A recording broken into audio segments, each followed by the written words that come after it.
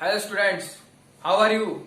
Myself Shubham Sharma and this is our learning channel name BMS Group। जैसा कि आपने last video में integer के बारे में पढ़ा, वैसे ही हम आज ग्रामर का टॉपिक करेंगे टेंस का। क्या टेंस? टेंस मीन्स समय, मतलब कि काल जो किसी की भी समय को बताए वो होता है टेंस। ये मैं कंपटीशन लेवल का भी, बेसिक भी, 6th 7th 8th 9th 10th 11th जहां तक मेरी कोशिश रहेगी मैं करवाने की कोशिश करूंगा। तो वॉच द वीडियो, लाइक करें, शेयर करें एंड सब्सक्राइब करें। स्टार्ट। ये है अपना टेंस। टेंस का मीन्स काल, मीन्स समय, मीन्स टाइम। टेंस जो समय के बारे में बताए हुए होता है टेंस।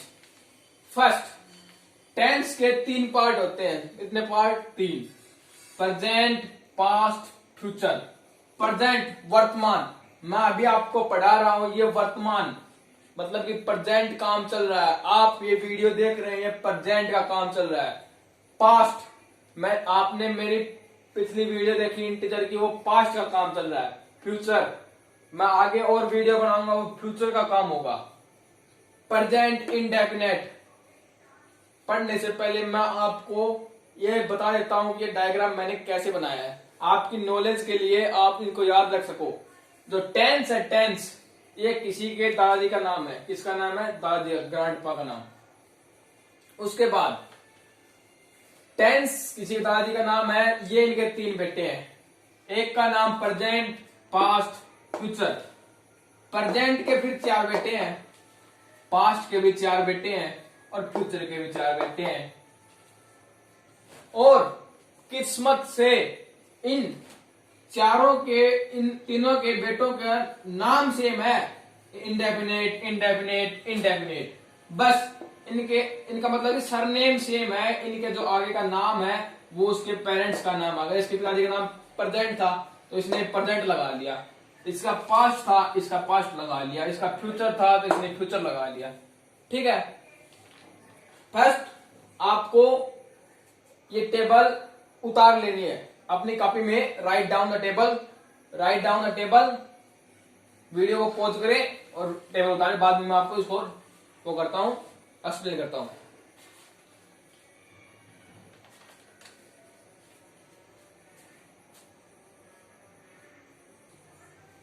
उतार ली?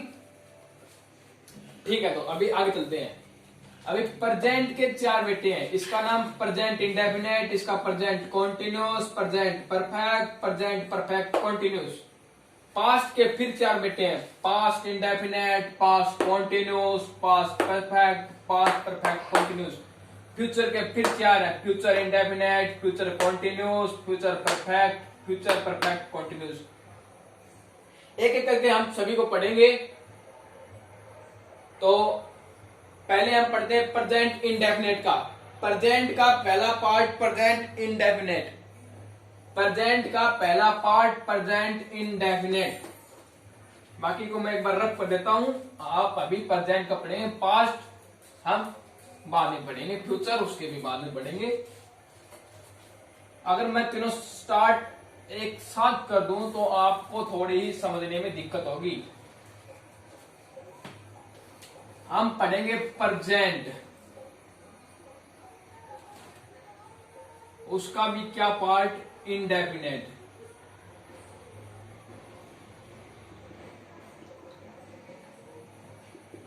प्रेजेंट इंडेफिनेट मतलब कि जो काम अभी वर्तमान में चल रहा है वो। कंपटीशन के बाद हो जाते हैं। पहले इसको सेंटेंस को पहचाने कैसे, कि हिंदी में इसको पहचाने कैसे कि ये प्रेजेंट इंडेफिनेट का पार्ट है, बताते हैं। इसकी एक हिंदी में एक सिंपल डेफिनेशन होती है कि डिफाइंड प्रेजेंट इंडेफिनेट। इसकी हिंदी के वाक्य के अनुसार मैं इसको एक डिफाइन करता हूं। इंग्लिश में थोड़ी सी इसकी लॉजिकल डेफिनेशन होती है, वो उसको आप रहने दो, लेकिन हिंदी के अकॉर्डिंग मैं आपको बताता हूं कि अपने पास कोई सेंटेंस हो उसमें पहचाने कैसे कि प्रेजेंट इंडेफिनेट का है। तो उसका पहचानने का तरीका यह है कि जिस हिंदी के वाक्य के अंत में ता है, ती है, ते है, हो उसे प्रेजेंट इंडेफिनेट टेंस कहते हैं। राइट डाउन,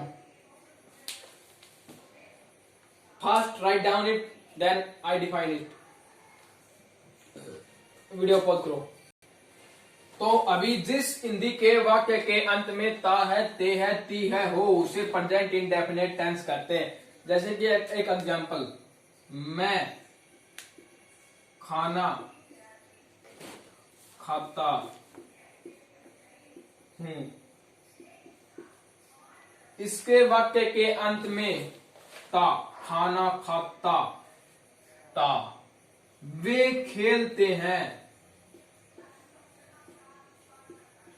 वे खेलते हैं, ते, गीता गाती है, ती। इस तरह आप इनको पहचान सकते हो। डेफिनेशन आपने उतार ली या एग्जाम्पल आप उतार लो।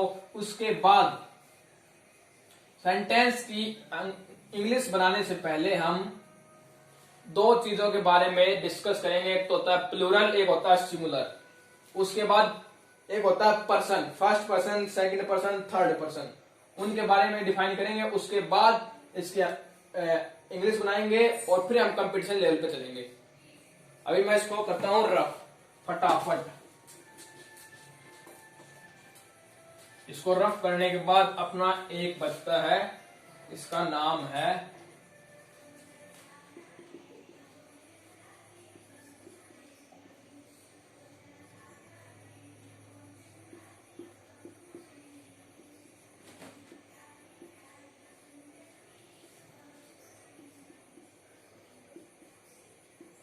जैसा कि आप सभी को पता होगा सिंगुलर और प्लूरल के बारे में। सिंगुलर मतलब कि एक होता है मीन्स जिसके अंदर एक व्यक्ति का जिक्र हो। मैं एक व्यक्ति है, वह एक व्यक्ति है, लेकिन यहां पर जिक्र हो कि हम, वे सब खेलते हैं, हम सब खेलते हैं, हमारा एक ग्रुप है। तो ये क्या होगा? बहुवचन। क्या होगा ये? बहुवचन। मतलब कि बहुत ज्यादा पीपल्स का जहां पर जिक्र हो, सिंपली वो होता है प्लूरल। अभी सिंगुलर प्लूरल बदलना मैं नहीं सिखाऊंगा। अभी मैं आपको बताऊंगा सिंगुलर, एक बार रिकैप करवा रहा हूं। सिंगुलर क्या होता है, प्लूरल क्या होता है, सिंगुलर क्या होता है, प्लूरल क्या होता है। सिंगुलर और प्लूरल, ठीक है, इसकी आपको बेसिक जानकारी हो गई। उसके बाद person,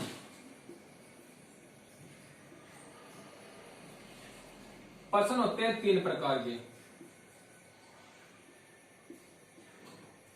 first person, second person, third person.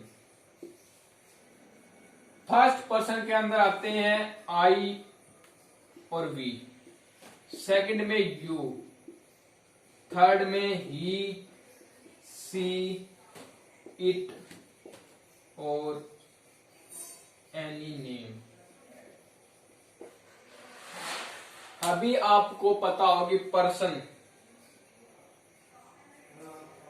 First, second, third.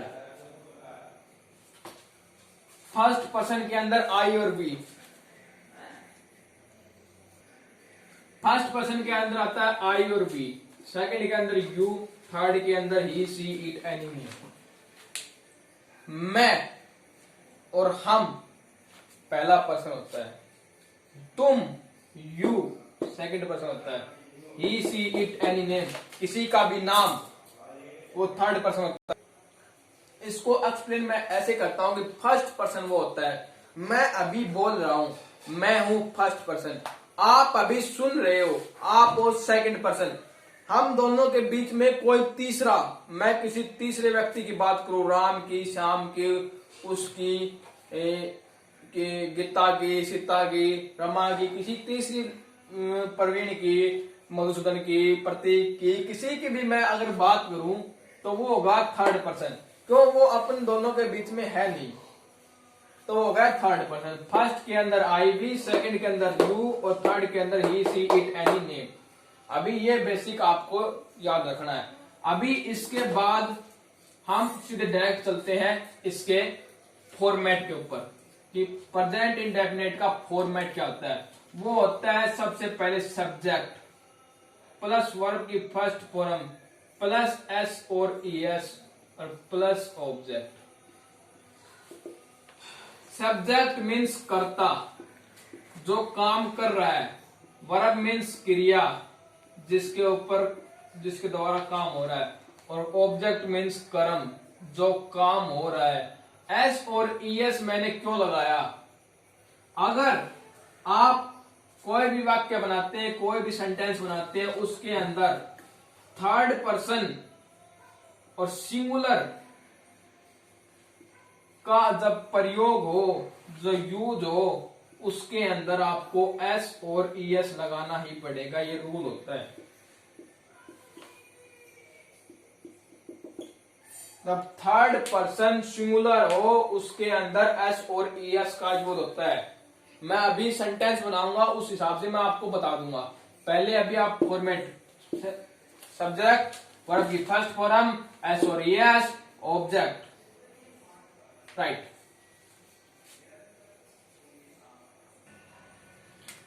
Third person singular के साथ एस और ईएस का यूज होता है, जैसा कि हम अभी सेंटेंस के करेंगे। फॉर्मेट में ऐसे कैसे रखता हूं, जैसा कि मैं खाना खाता हूं, इसके अंदर मैं, आई, फिर वर्ब, सब्जेक्ट पहले, उसके बाद वर्ब। वर्ब क्या है? खाता, मतलब कि ईट, खाना, फूड।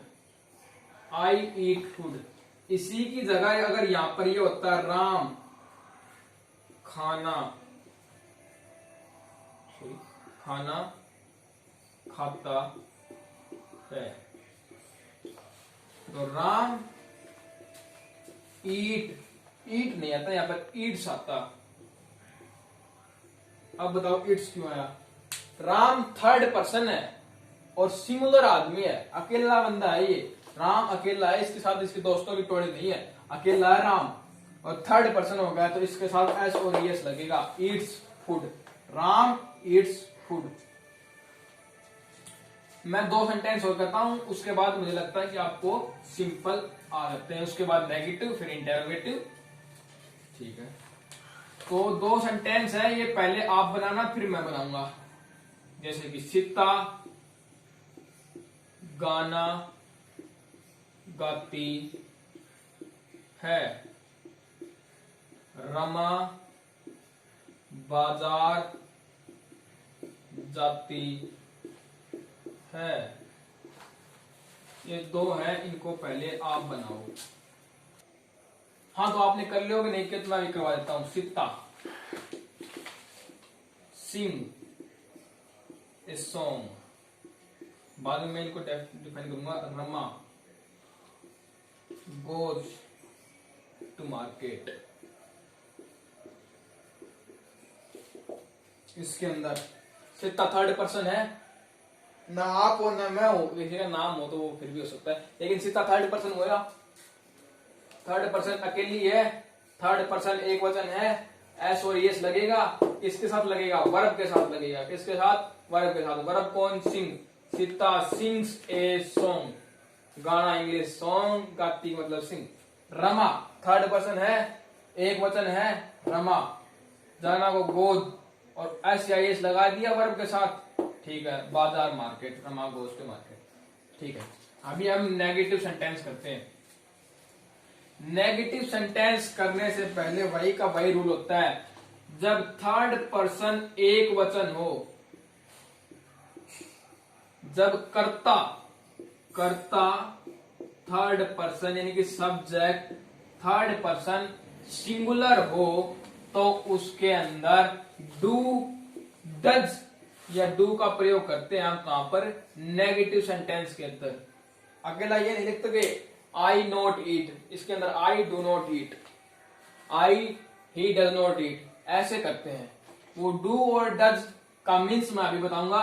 जब सब्जेक्ट थर्ड पर्सन हो, सब्जेक्ट थर्ड पर्सन सिंगुलर हो, कौन, कर्ता थर्ड पर्सन यानी कर्ता थर्ड पर्सन यह एक वचन हो और थर्ड पर्सन हो तो वर्ब के साथ एस और ईएस की बजाय डू और डज में से डिसाइड करना पड़ता है और वो हमेशा लगता है डज। थर्ड पर्सन एक वचन के साथ हमेशा डज लगता है। थर्ड पर्सन एक वचन डू और डज लगेगा। अभी करता हूं, मैं खाना नहीं खाता।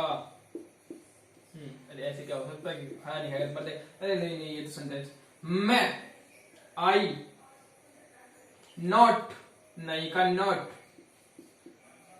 ईट फूड, इसका आप करोगे आई नॉट ईट फूड, और आपको मैंने बताया था कि ईट्स लगाओगे यहां पर, तो ये बिल्कुल गलत हो जाएगा आपका।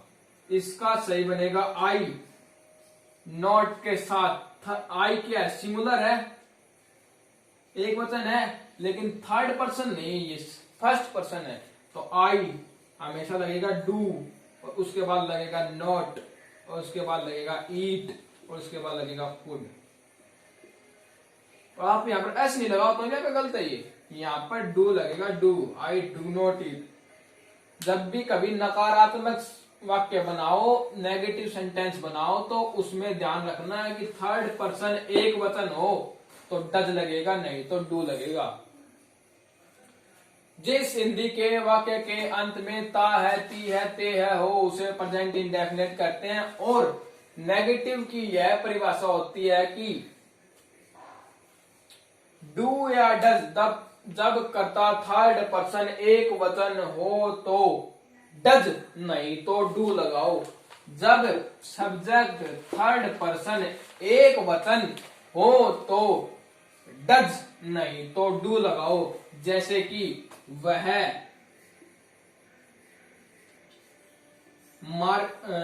बाजार जाता है, वह बाजार नहीं जाता है, इसके अंदर बनाओ। वह थर्ड पर्सन है, बिल्कुल, एक वचन है, सिंगुलर है, तो ही